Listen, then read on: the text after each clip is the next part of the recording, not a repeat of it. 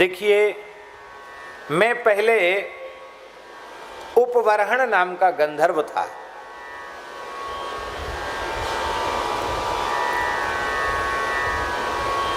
मेरा गायन बहुत उत्तम कोटि का था, बहुत अच्छा गवैया था।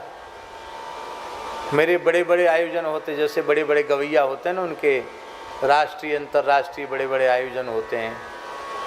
नारद जी कहते हमारे भी आयोजन होते थे, कभी स्वर्ग लोक में, कभी वरुण लोक में, कभी यम लोक में, कभी अग्नि लोक में। एक बार ब्रह्मा जी के लोक में हमारी संगीत गोष्ठी का आयोजन हुआ और हमको वहाँ ब्रह्मा जी ने आज्ञा दी कि तुम भगवान का चरित्र गा कर के सुनाओ, अभिनय भी करो, गाओ भी। तो मैं अपनी मंडली के साथ वीणा, मुर्ज, मृदंग, पखावज आदि वाद्य लेकर के गया और वहाँ गायन वादन होने लग गया। वहाँ ब्रह्मलोक की अप्सराएं, उनको देखकर मेरी वृत्ति उनकी ओर आकृष्ट हुई और मैं भगवत गुणगान करता हुआ भी अपने हाव भाव कटाक्ष से उन ब्रह्मलोक की अप्सराओं को अपनी ओर आकृष्ट करने लग गया। मेरी इस कुचेष्टा को उन ऋषियों ने, ब्रह्मा जी ने देखा और मुझे शाप दे दिया कि तू भगवत चरित्र गाने का अधिकारी नहीं है, तू पतित हो जा, दासी पुत्र के रूप में तेरा जन्म हो, मृत्युलोक में तू चला जा। कहाँ ब्रह्मलोक तक पहुंच गया था, वहां से नीचे गिरना पड़ा। इससे एक प्रेरणा लेनी चाहिए। देखो, सुखदेव जी की जैसे तो सुखदेव जी हैं, हम सुखदेव जी हो सकते हैं क्या? अरे जागृत की तो चले क्या, स्वप्न में भी नहीं हो सकते सुखदेव जी के जैसे। सुखदेव जी के जैसे तो सुखदेव जी हैं, पर क्या हम यह भी विचार नहीं कर सकते कि जिस आसन पर हरिगुरु संतों ने हमें बिठाया है, वो आसन किसी मनुष्य का नहीं है, वो परमहंस चक्र चूड़ामणि आचार्य महामुनीन्द्र भगवान श्री सुखदेव जी का आसन है। तो उस आसन की पावनता का स्मरण करके वैसी पावनता हम अपने आप में लाने का प्रयत्न नहीं कर सकते हैं क्या? अरे उतनी देर के लिए वह भाव अपने भीतर नहीं धारण कर सकते हैं क्या? बहुत सावधान होना है वक्ताओं को। ये कथा कहने का प्रयोजन केवल पर धन हरण और पर मन हरण है। तो पर धन पर मन हरण को बेस्या बड़ी प्रवीण। फिर व्यास में और उसमें अंतर क्या रह गया?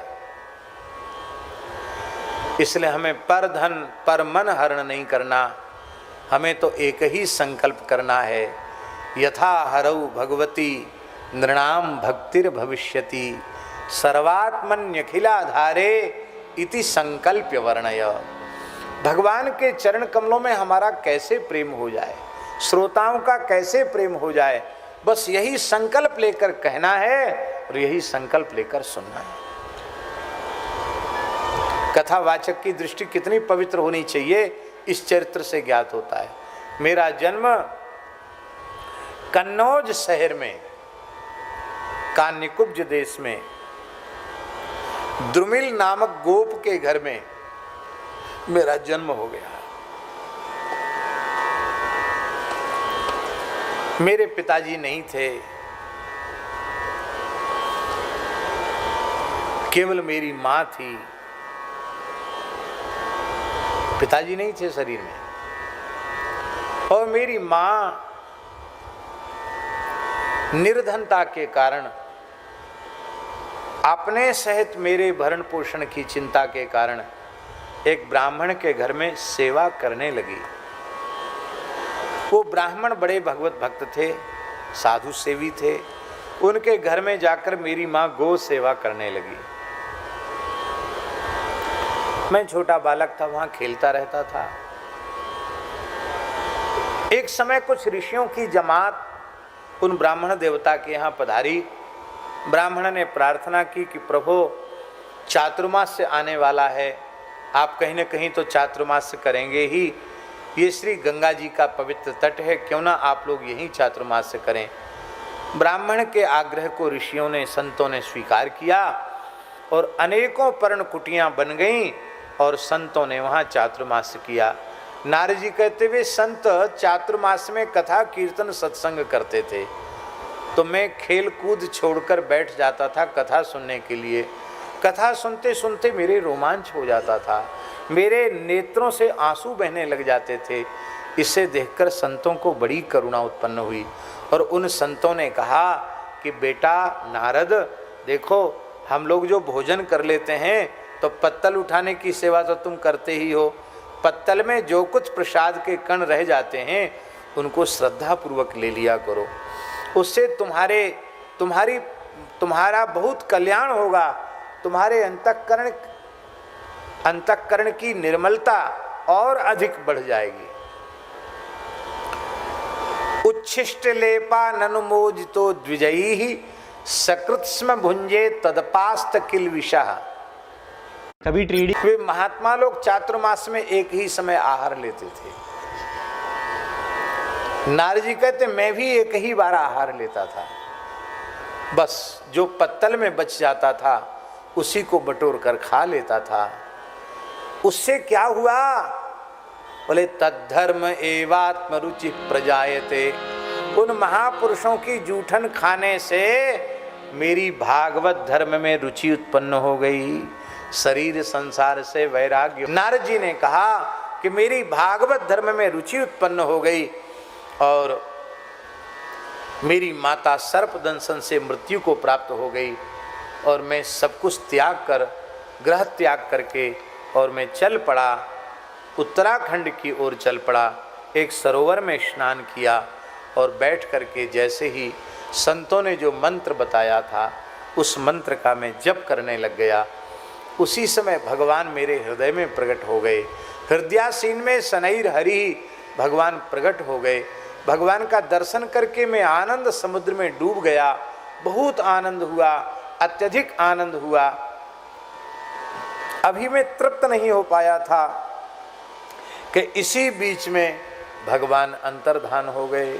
भगवान का वह स्वरूप जैसे ही विलुप्त हुआ, मैं अत्यंत व्याकुल होकर के रुदन करने लग गया।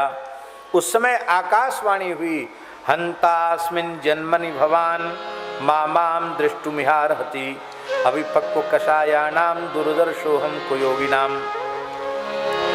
बेटा नारद, इस जन्म में तुम्हें मेरा प्रत्यक्ष साक्षात्कार नहीं होगा, क्योंकि जिसकी वासनाएं सर्वथा शांत नहीं हुई हैं, ऐसे अपरिपक्व, जिनका ज्ञान वैराग्य भक्ति परिपक्व नहीं हुई है, ऐसे अपरिपक्व योगियों के लिए मेरा दर्शन अत्यंत स्वरूप में नजर में आने लग जाए। जिधर देखा उधर पाई झलक घनश्याम प्यारे। जिधर देखा उधर भगवान की झलक दिखाई पड़ी। बोलो भक्तवत्सल भगवान की जय।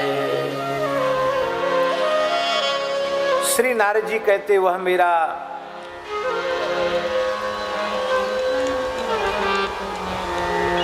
जन्म भजन करते करते पूर्ण हो गया और जब पुनः कल्पांत के बाद सृष्टि हुई तो ब्रह्मा जी की गोद से मेरा जन्म हुआ। ब्रह्मा जी ने मुझे भागवत धर्म का उपदेश किया और मुझे भगवान ने अपना प्रिय पार्षद बनाया। और ये जो वीणा है ना, ये किसी कारीगर की बनाई वीणा नहीं है। देवदत्ता मिमां वीणां स्वर ब्रह्म विभूषितां मूर्छयित्वा हरिकथां गायमानश्चराम्यहम्। ये वीणा देवदत्ता है। देवदत्ता माने भगवान नारायण की